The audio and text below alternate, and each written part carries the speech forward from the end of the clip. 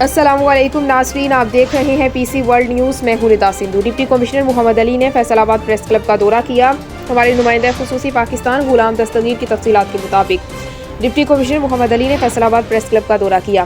انہوں نے کہا ضلعی انتظامیہ کی طرف سے صحافی برادری کو پیشہ ورانہ فرائض کی ادائیگی میں بہترین سہولیات کی فراہمی اور ان کی فلاح و بہبود کے لیے ذمہ داریوں کو پورا کیا جائے گا۔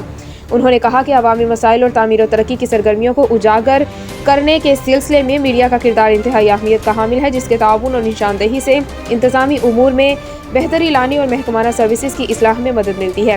لہٰذا صحافی برادری کے مسائل کے حل کے لیے ترجیحی بنیادوں پر حل کرانے کے لیے کردار ادا کیا جائے گا۔ انہوں نے کہا صحافی کالونی کے قیام میں انتظامی معاونت اور صحت مند سرگرمیوں کے لیے سپورٹس کی مزید سہولیات بھی فراہم کی جائیں گی۔ انہوں نے پریس کلب مین گیٹ کی تزئین و بحالی اور فیسکو سے متعلقہ مسائل کے حل کے لیے اقدامات کرنے کی بھی یقین دہانی کرائی، جبکہ لائبریری، جم اور دیگر دستیاب سہولیات بھی چیک کیں۔ اس موقع پر صدر press club Ghulam Abbas Tanvir, secretary press club Sajid Khan, group leader Shahid Ali اور دیگر نے پریس کلب کا دورہ اور مسائل کے حل کے سلسلے میں معاونت پر ڈپٹی کمشنر کا شکریہ ادا کیا۔